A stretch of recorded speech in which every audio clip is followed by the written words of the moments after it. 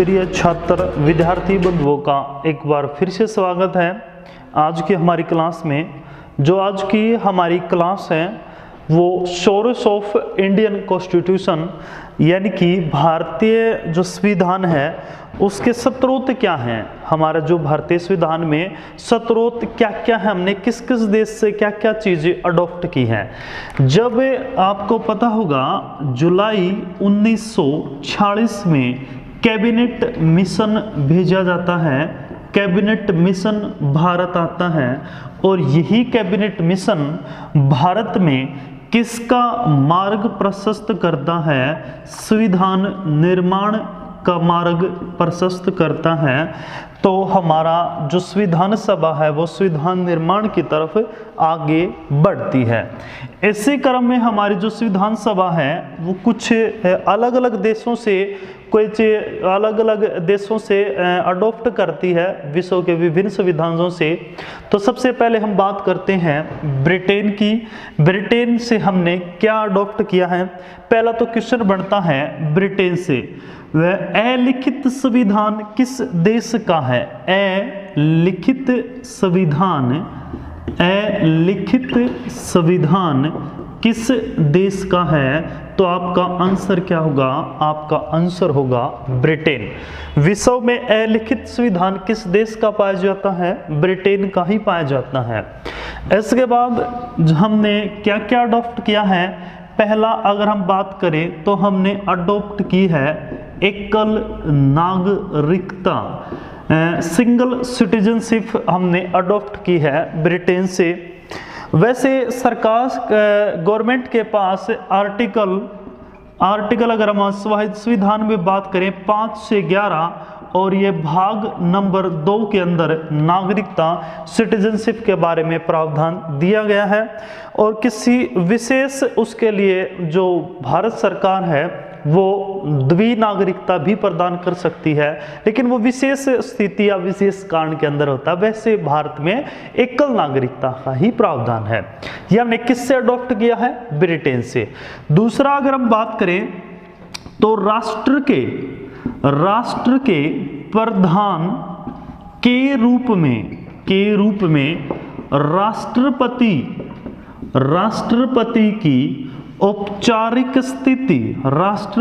की औपचारिक स्थिति यानी कि ये लाइन क्या कहती है, ये लाइन ये कहती है, कहने को तो जो राष्ट्रपति है वो क्या है, राष्ट्र का प्रधान है, प्रमुख है, लेकिन वो औपचारिक स्थिति है। वास्तविक जो शक्तियां होती हैं, वास्तविक शक्तियां किसके पास होती हैं, हमारी जो मंत्रिमंडल है, जो हमारे पीएम है उसके पास वास्तविक शक्तियां होती हैं।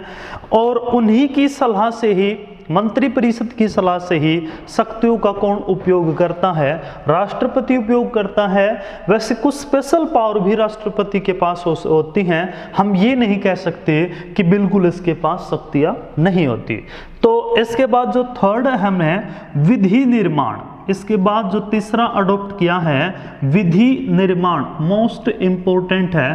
प्रीवियस ईयर क्वेश्चन में एग्जाम के अंदर पूछा गया है विधि निर्माण की प्रक्रिया, विधि मतलब कानून निर्माण की जो प्रक्रिया है वो हमने किस देश से अडॉप्ट की है, ब्रिटेन से हमने अडॉप्ट की है। इसके बाद आगे बढ़ते हैं तो जैसे संसदीय शासन प्रणाली, इसके बाद नंबर 4 है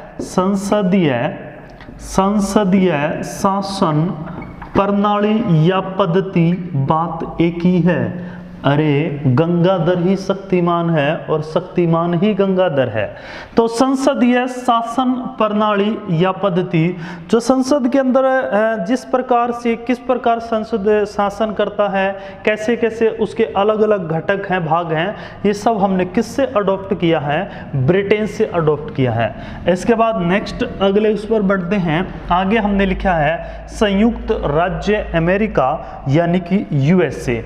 ये इसने जो संविधान है 1789 के अंदर विश्व का आपका पहला ही क्वेश्चन बनता है, विश्व का पहला लिखित संविधान देने वाला देश कौन सा है। तो देखो ये अलिखित था, ये लिखित था। विश्व का पहला लिखित संविधान किस देश का है? तो आपका आंसर क्या होगा? अमेरिका का विश्व का पहला लिखित संविधान है। और वैसे अमेरिका है जो, अमेरिका की खोज किसने की थी? 1492 के अंदर अमेरिका की खोज हुई थी।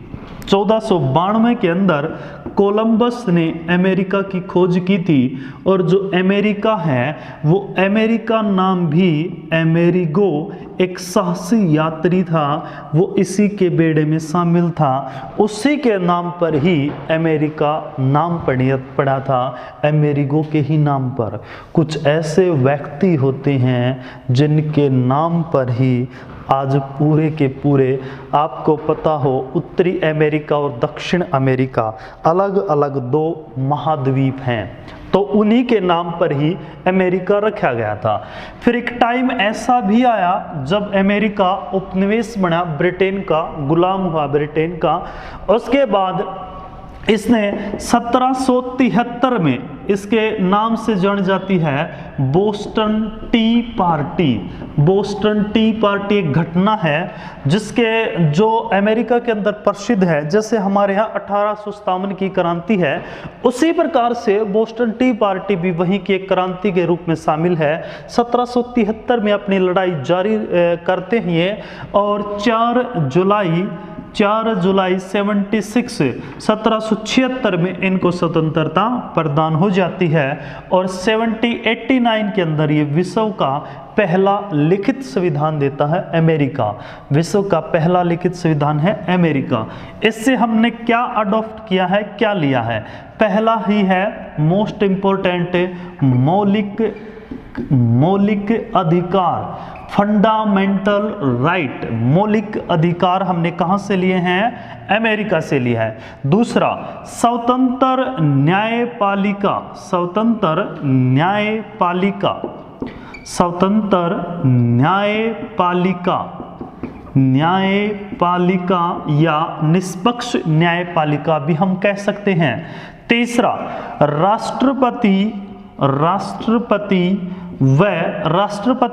पर महाभियोग, राष्ट्रपति पर महाभियोग, ये आर्टिकल 61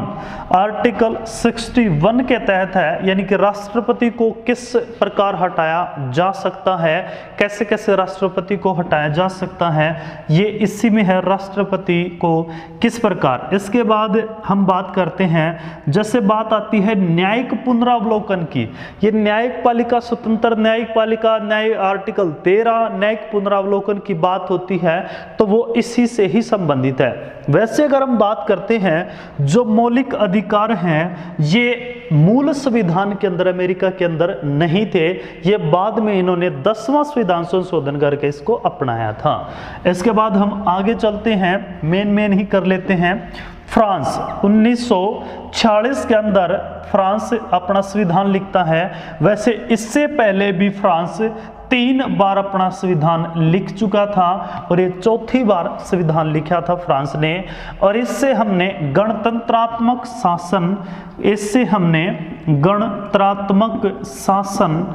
शासन व्यवस्था अडॉप्ट की है, गणतंत्रात्मक शासन व्यवस्था अडॉप्ट की है। इसके बाद नेक्स्ट आगे बढ़ते हैं हम, कनाडा। इसके बाद है, आगे चलते हैं कनाडा। कनाडा से हमने क्या लिया है? 1900 कनाडा से हमने 1949 के करीब ये संविधान लिखा जाता है। और इससे हमने संघीय शासन व्यवस्था, इससे हमने क्या लिया है? कनाडा से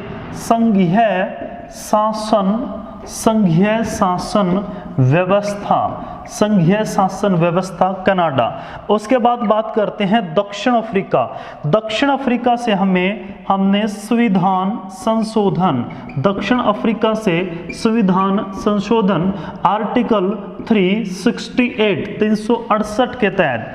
उसके बाद बात करते हैं रूस से हमने मौलिक कर्तव्य, रूस से हमने क्या लिए हैं? मौलिक कर्तव्य कर्तव्य भाग नंबर 4 आर्टिकल 51 क। इसके बाद बात करते हैं आयरलैंड से। आयरलैंड से हमने राज्य के नीति निर्देशक तत्व, राज्य के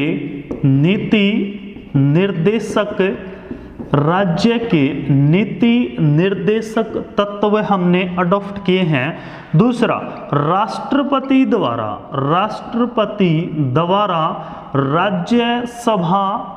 राज्यसभा के लिए मनोनीत सदस्य, ये भी हमने किससे अडॉप्ट किया है? आयरलैंड से ही अडॉप्ट किया है। राज्य के नीति निर्देशक तत्व आयरलैंड से है। राष्ट्रपति द्वारा राज्यसभा के लिए मनोनीत सदस्य है। दूसरा, राष्ट्रपति का निर्वाचन मंडल भी हमने किससे लिया है? आयरलैंड से ही लिया है। तो आज के लिए बस इतना ही। मिलते हैं नेक्स्ट क्लास में, और उसके अंदर कुछ और बाकी है, उसको भी हम पूरा करेंगे। तो मिलते हैं नेक्स्ट पार्ट में, ज़रूर देखिएगा। हो सकता है आपकी जो जनरल नॉलेज है इस क्लास से वो ज़्यादा और बढ़ेगी, और इसी आशा के साथ नेक्स्ट क्लास में मिलते हैं। आज के लिए बस इतना ही।